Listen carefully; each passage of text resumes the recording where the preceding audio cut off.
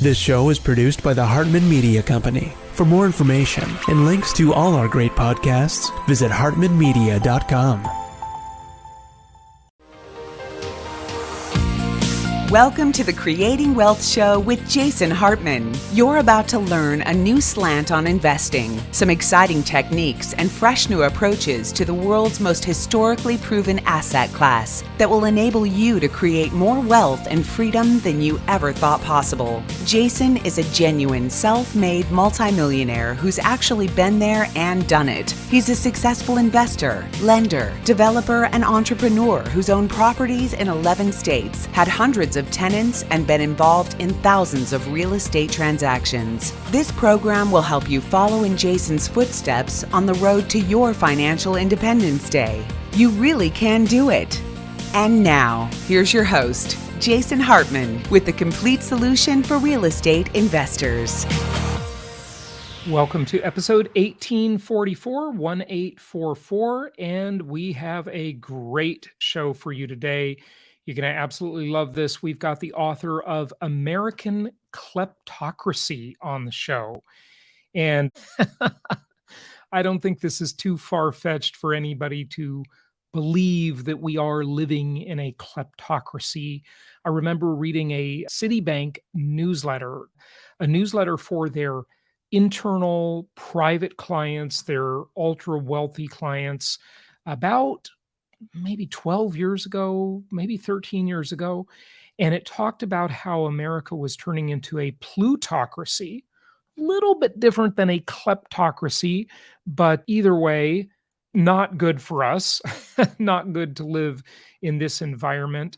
So we will get to our author today. Subtitle of the book, of course, How the U.S. Created the World's Greatest Money Laundering Scheme in History.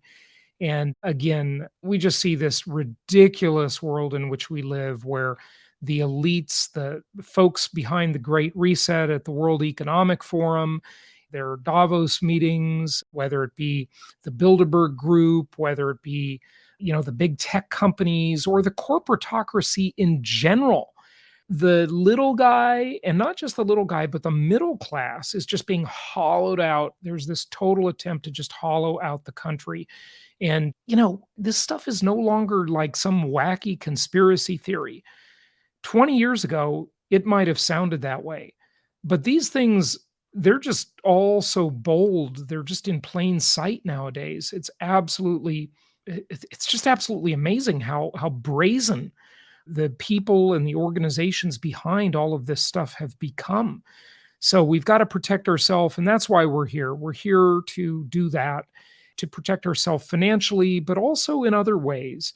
And that's what we talk about, of course, on this show, my holistic survival show as well. Very important to just get educated and to remember that, as the great Vince Lombardi once said, the best defense is a good offense, right? So we've got to play the offense and the defense at the same time, both financially and in so many other ways. So, what is a kleptocracy? I thought I'd just throw that on the screen here for those watching. A form of corruption where government leaders use their power to enrich themselves at the expense of the nation's citizens through embezzlement, kickbacks, bribes, and other means. We all know, of course, the world's best investor is none other than Nancy Pelosi. Yes, Nancy Pelosi, the world's best investor.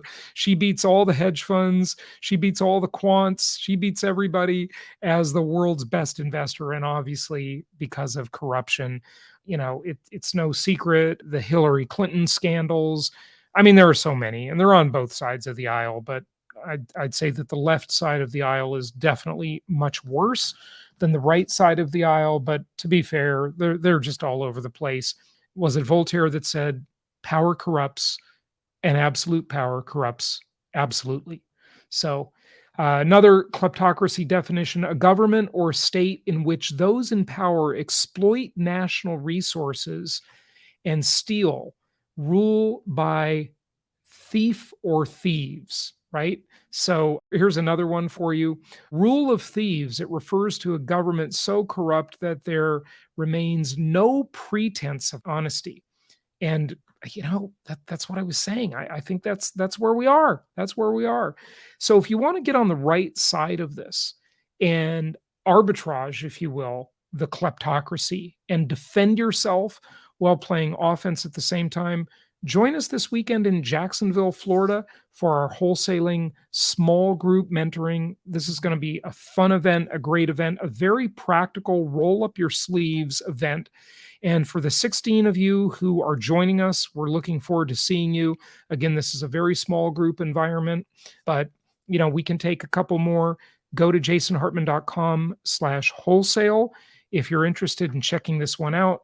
jasonhartman.com/wholesale. You can also hire our small group mentoring leader to come to any city in the US and meet you one-on-one and spend a weekend with you to learn how to get wholesale properties in any market. Maybe it's where you live. Maybe it's some other market you're interested in.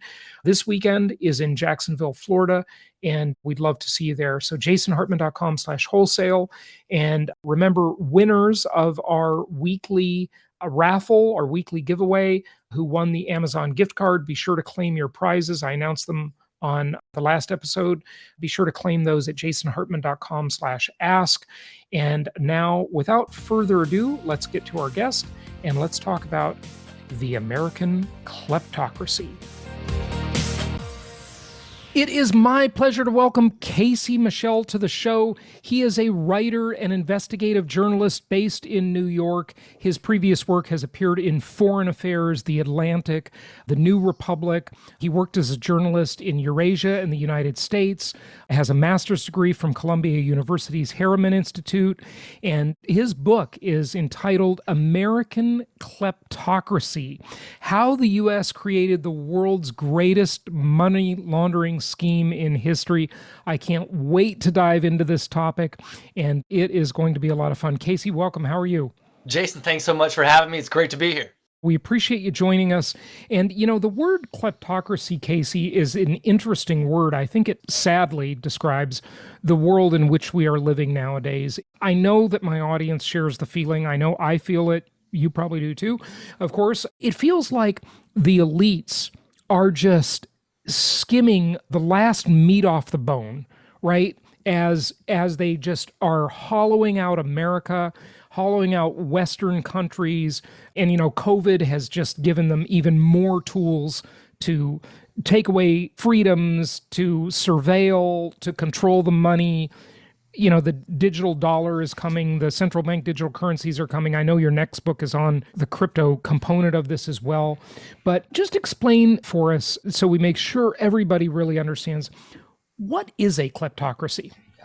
Yeah, Jason, that's a great question. And I will say I did get a little bit of pushback from some folks that I worked with early in the stages of the book about including that word in the title. It's kind of a mouthful of a word. Kleptocracy is not something you come across a lot when you're reading books, when you're reading the paper, but it certainly describes so much of what I think you and I and the other listeners and viewers, so many others of those right here in the U.S. as well as around the world, have been experiencing for years and years. The technical term of kleptocracy is pretty straightforward. It literally means rule of thieves. So rather than a democracy, autocracy, you have a klepto cast of characters running a government, running a regime, running a country, running an economy. It's really straightforward. Think of kleptomania. That's exactly what you see develop in these individual kleptocracies, in governments, in regimes, in countries.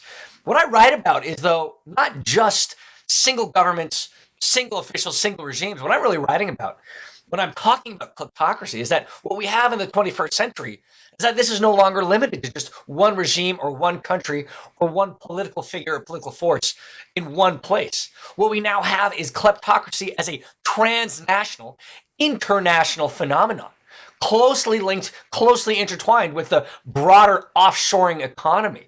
And really, in many ways, we have the edifice of the offshoring economy 30, 40, 50 years ago that modern kleptocracy, modern kleptocrats have used and abused to their end. So what I'm talking about when I write about kleptocracy, it's not just something that happens in the United States or in other countries elsewhere, but that it's a transnational, international phenomenon that allows these elite figures, these oligarchic figures, to soak up, to loot as much money as they can, and then to move and hide and especially launder that money elsewhere. Now, this has all kinds of knock-on effects that I know we'll be talking about, everything from national security to wealth inequality to jobs drying up on the ground to basic democracy itself.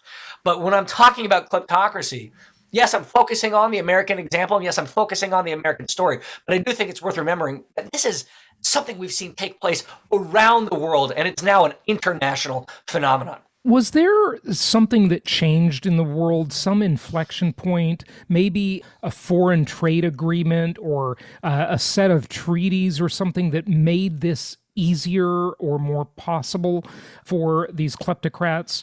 Did something change at a certain time period? Yeah, I mean, Jason, that's a really great question. I mean, the short answer is we didn't just wake up one day and find ourselves here. There wasn't one specific policy, one specific decision, one specific election that you could point to and say, if that had gone differently, if something had gone differently from that, everything that flowed would have been qualitatively different from that. You know, the metaphor to use, as with so much, is that we were kind of the frogs boiling in the pot.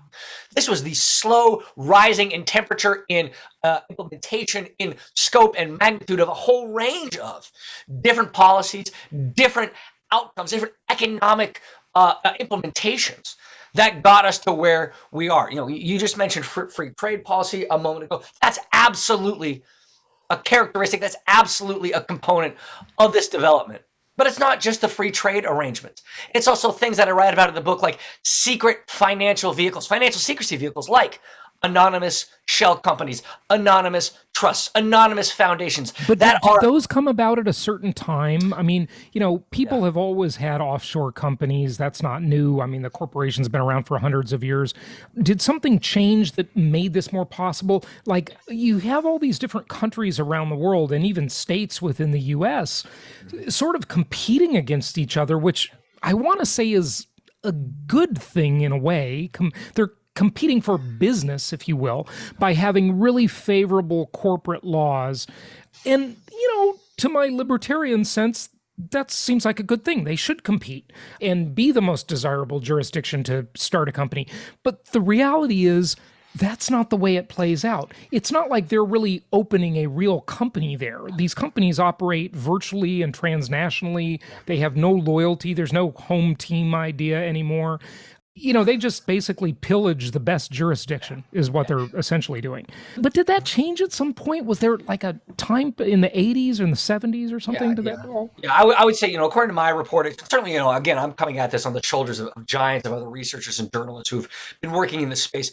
It really is toward the end of that kind of broader Cold War period, late 1980s, early 1990s, especially when you see this sudden surge, this resurgence of, this creation of all of these financial secrecy tools, all of this broader economic structuring that incentivizes the outflow of all of this questionable, illicit, suspect wealth from all of these post-communist states, all of these post-colonial states, linked directly to all of these rising oligarchies, rising dictatorships that are, again, smothering local populations, looting national treasuries, making sure the bridges and the roads and the hospitals and the schools are never built. And then beyond that, there is no broader free market economy that actually develops in those countries. Oh, and I mean, I just watched an interesting documentary about disgusting Coca-Cola and how they are basically stealing the water supply of people in all these different parts of the world in developing countries. And, you know, we had Nestle doing that with their water, I think in California a few years back. That was in the news. So it's not just money, it's resources of every type. And yeah, it's truly awful. I wanted to hop on a comment that you made just a moment ago, though. You know, I think your libertarian instinct is exactly correct. And this is really what we saw in terms of the arguments from proponents, especially in the 80s, 90s, 2000s, and maybe even through the 2010s as well, in that we are doing nothing more than creating ease of business, ease of access to funds, to transnational financial flows. The fewer questions that are asked, the fewer regulatory bodies that are required, the easier that it is to set up these systems, well, then the easier it is to get these investments, the easier it is to find and create these broader, whether it's job creating programs, whether it's successful investments in and of themselves. There's absolutely truth within that.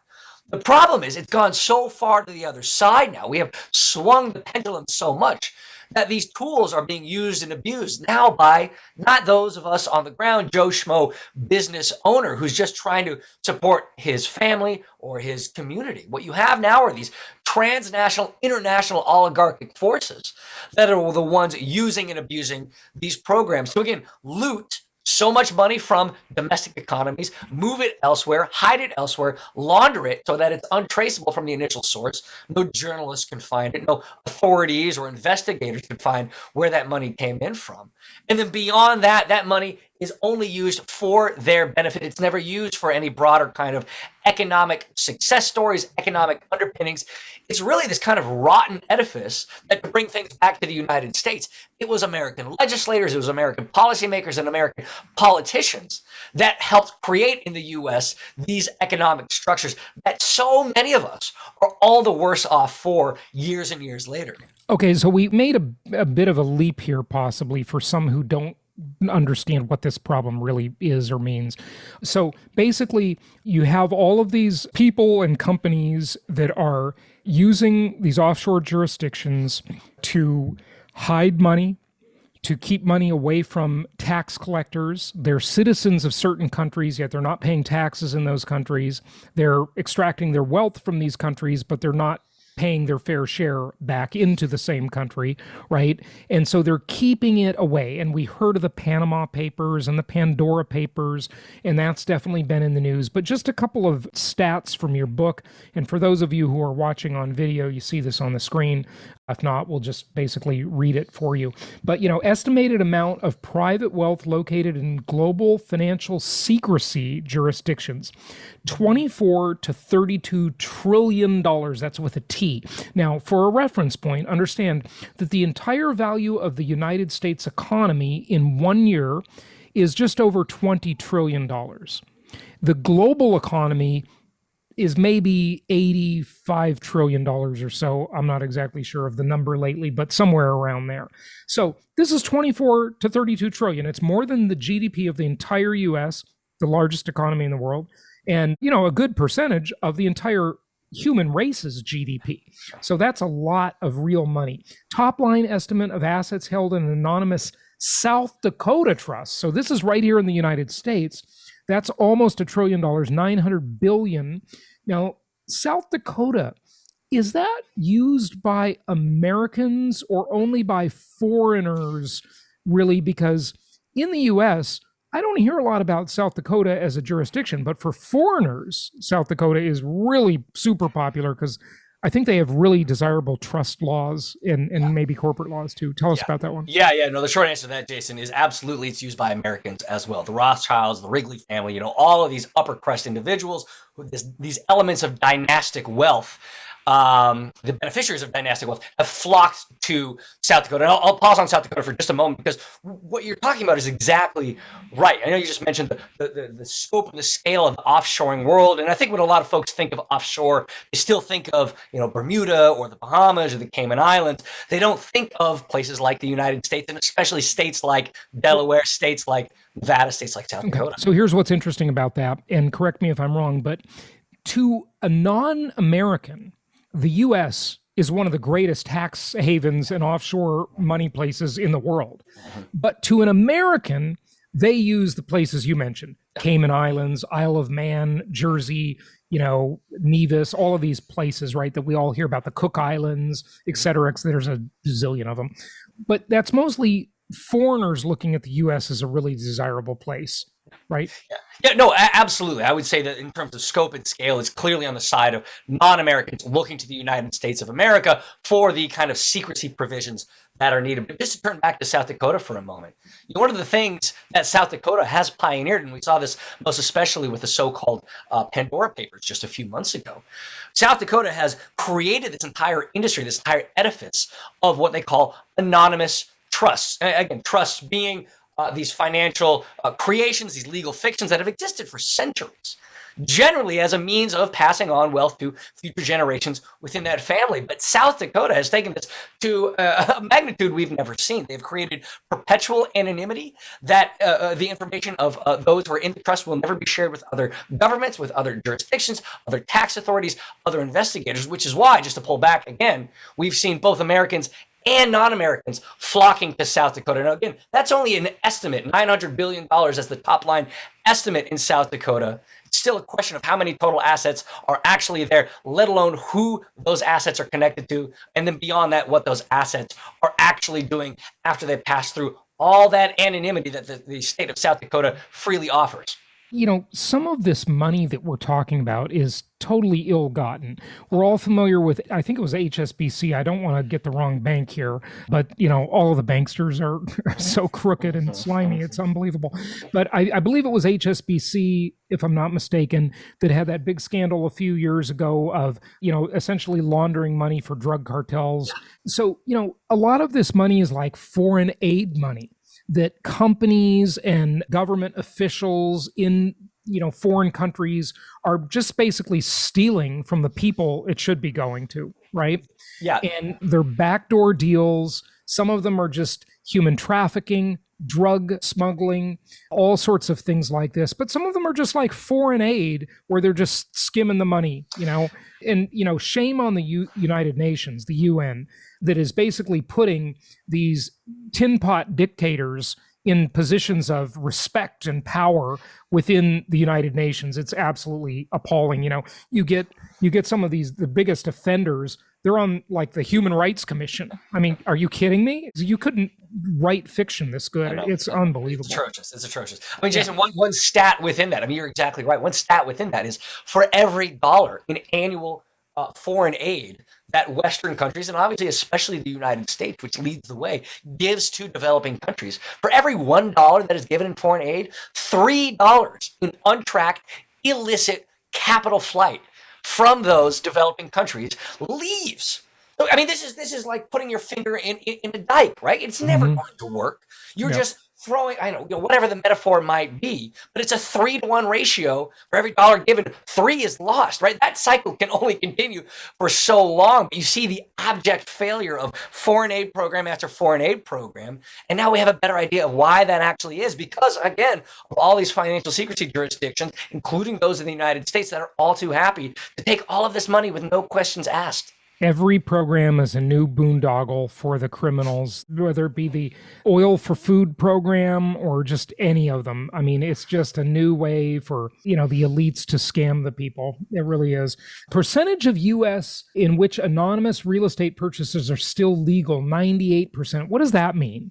This is one of the key industries that has really profited from the explosion of the growth of the United States as a destination country for illicit, questionable, suspect, anonymous wealth has been the real estate industry. And the book goes into why this was. 21 years ago, the American Congress implemented new anti-money laundering regulations across a number of industries, especially the banking sector, have been relatively successful insofar as they're still on the books. They also implemented basic anti-money laundering protocols in the real estate industry.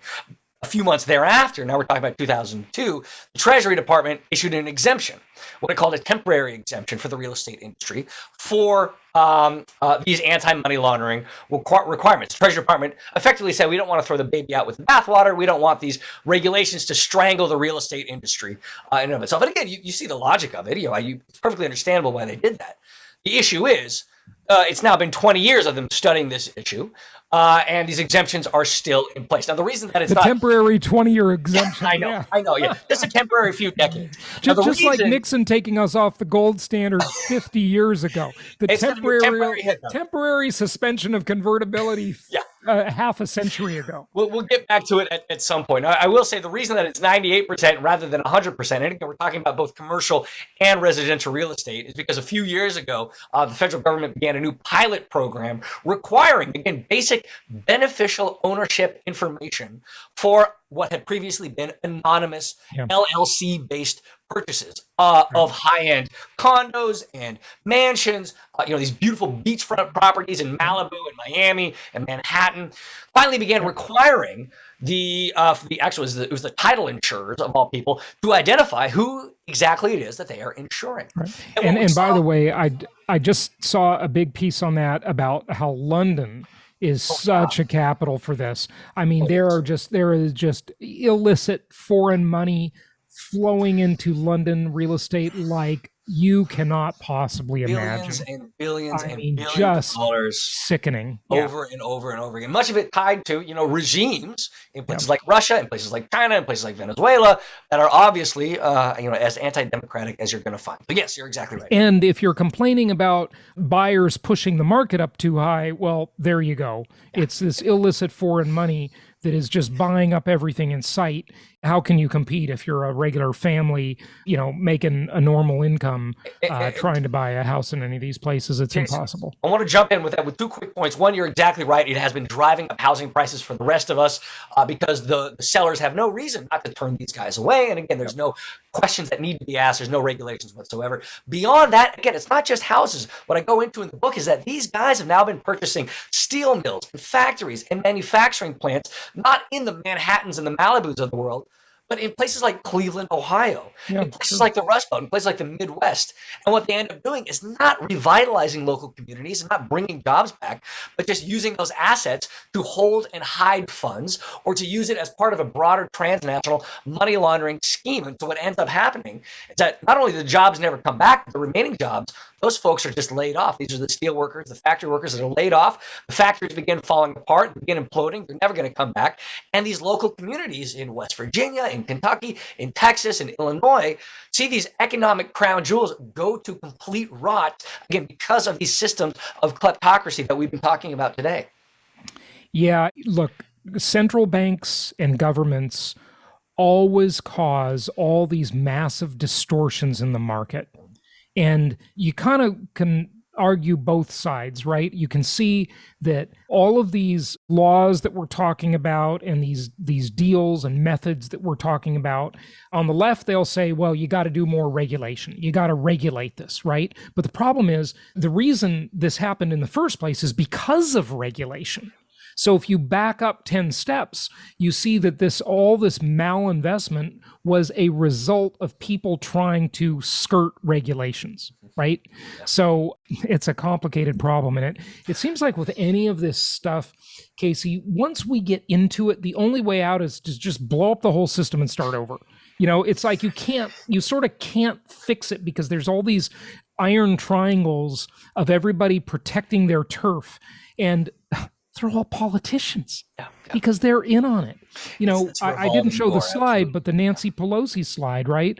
There was a Twitter account called Nancy Pelosi Stock Tracker. Of course, it was taken down because Twitter couldn't allow people to track Nancy Pelosi's portfolio, right? To see how she's making all her insider trading deals, right? So, they're protecting her, obviously. And all of these elites just protect each other. So how do we ever solve the problem? How do we ever Jason, win? look, you're exactly right. It's as we talked about just a moment ago, right? The offshoring world in and of itself, the size of it, the scope of it is comparable to a superpower. It's comparable to the US or to China. It's effectively this invisible superpower unto itself. How are you going to blow? You can't just blow up a superpower overnight. Yep. What is it going to take? What are we going to require? What is it going to need? And again, I will say, the book ends on something of an optimistic note. Because of things like the Pandora Papers, Paradise Papers, Panama Papers themselves, revealing the scope and scale of this, including, especially things like political changes, political dynamics in the U.S., this brand new rethinking of where the U.S. is, where it's going, and what kind of policies will be required in the future. I mean, we are really going through this kind of tidal wave shift of understanding how the broader global economy, as well as within that the American economy, should operate, what kinds of policies need to be implemented, what kind of policies need to be tossed out. I really think we're going through this incredible shift in broader philosophy, broader economic philosophy and understanding in the U.S. as well as globally. That, again, I don't know whether that means the policies that are required will be implemented. I have no idea if this is going to ever make a dent in this issue because we're talking about such a gargantuan scale of set of problems.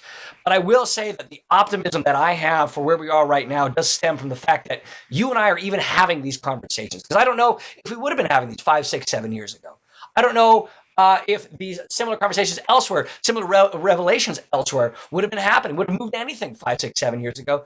But just how quickly things have changed, just how many conversations I've certainly been having on my end, the fact that this book can actually exist, here we are in early 2022, is certainly a reason that I have some form of optimism, however misplaced it might be. Well, Casey, I'll tell you something. You and your peers are doing possibly the most important job in the world, investigative journalism. And there is so little of that anymore. I mean, it's just all but disappeared. The media just parrots the sort of company line, the government line, whatever it is.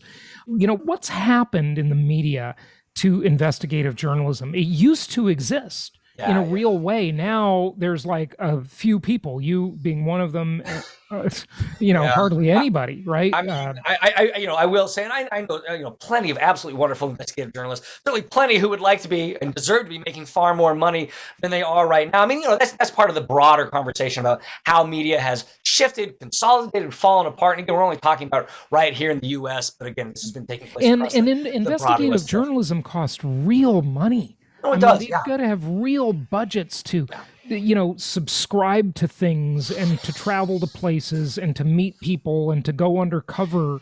That takes a tremendous amount of resources. Whereas most news media, they just use the wire services. They look at the other news media. They report the same stories, with a different face on them. It's a joke. I mean, what we call journalism nowadays is a complete joke. No, it's clickbait and easy headlines is the same thing everyone else is saying. Look, I don't want to play myself up too much. I'm in an incredibly fortunate position to find myself. I've married a wife who's wonderfully successful and far more successful than I'll ever be, and is able to support my work in and of itself. And I do want to say to the credit of the other journalists, the topics that I write about in the book, they have to require the time and resources that so many others don't. So I certainly don't begrudge anyone else for not writing this book. I was in a wonderfully fortunate position to be able to put this together.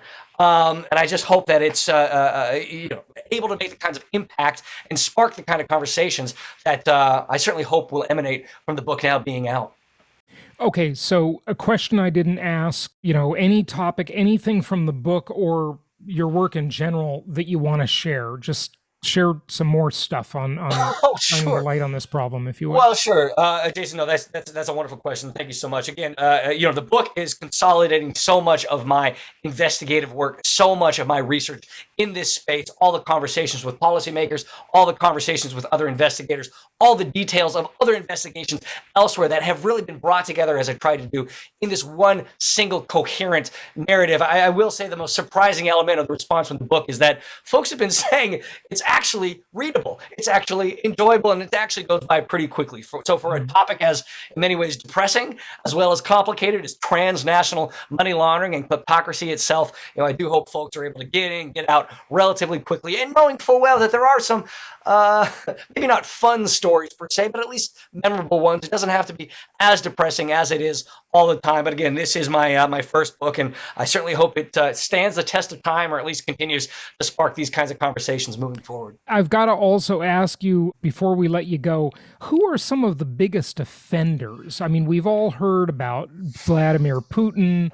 of course, Saddam Hussein, all these folks have these zillions of dollars. Who knows the number? We talked about Nancy Pelosi. There's many other American politicians that are just totally crooked, of course. It's amazing how some of these people pretend to be like, the man of the people, yet they've got, big mansions they live in, multiple homes. It's just unbelievable. This is the thing that was fascinating for me, Jason, is that it doesn't matter the regime, it doesn't matter the government, it doesn't even matter how they kind of position themselves in the broader global political discourse, whether it's on the right, on the left, or in the center. You see these similar figures emerge, these similar dynamics emerge, these similar kind of typologies of oligarchs and leaders and kleptocrats. And again, I think it gets back to the fact that whether it's, right-wing nationalists or left-wing socialists, even in places like Cuba, right? The Castro family is absolutely part of this broader issue, or folks right here in the U.S. It's because of how easy, how understandable, and in many ways how cheap and accessible these systems are if your pockets are deep enough. You have this entire edifice that's more than willing to welcome in and hide and launder and move as much money as you can provide them. And as you just mentioned, you have these iron triangles that develop policymakers and lobbyists and industries that it's going to take years and years to begin disentangling. Yeah, it's okay. You didn't name any names, though. Well, look, I mean, you could talk about Putin. You can talk about Maduro down in Venezuela. You could talk about, I mean, my pet favorite is I actually worked as a Peace Corps volunteer in Kazakhstan a decade ago, and I have the local dictator there to thank for sparking my interest in international money laundering. And lo and behold, it just came out a few days ago that he has overseen a series of companies investing $8 billion in the British real estate sector. And that's only one case study that we know about. So, hey, glad to see he's still going strong. Yeah, it's unbelievable. It really is. Well, okay, so tell us about your next book coming out. Now, what are you doing with the cryptocurrency stuff? Are you talking about the way that's used as a tool for these things, or what? Give us Well, Jason, I do want to say, again, it's very early days yet. We don't have the form or the actual structure for the book itself. I know crypto is one of those things and broader digital assets that I wasn't able to get into in the book, if only because of so many of the developments we've seen in the last 12 months alone. Again, publishing, you're finishing the manuscript so much longer than the book actually comes out. But there's this other brand new explosion of tools, industries, networks that have been servicing all of these dirty money needs. And again, crypto and digital assets are only one part of that one prong of that. What I really want to get into in this next book is potentially how it is that these tools have allowed foreign money to flow into American democracy. I know, again, the first book itself, American Kleptocracy, I'm talking about American systems, American figures. But one of the things that's really interesting to me is as we have these broader discussions about American democracy, what does that really mean? And is it really Americans themselves deciding what that democracy actually is and actually looks like? Jason, I suspect I know your answer to that. It's the best democracy money can buy. Absolutely it is. And that means lobbyists for big corporations and entrenched interests. A growth industry right there. So early days yet, but boy, God knows there's more than enough material that I left on the chopping block just from this first book to get going on a second. Yeah, and those digital assets, the cryptocurrencies and the NFTs, what great tools. I mean, the people that want to take advantage of all this stuff must be just foaming at the mouth. We didn't mention it, but they do this with art. And if you want to learn about that stuff, just do some searches and check out how the elites use art as a money laundering vehicle, because it's a high value density asset, very portable.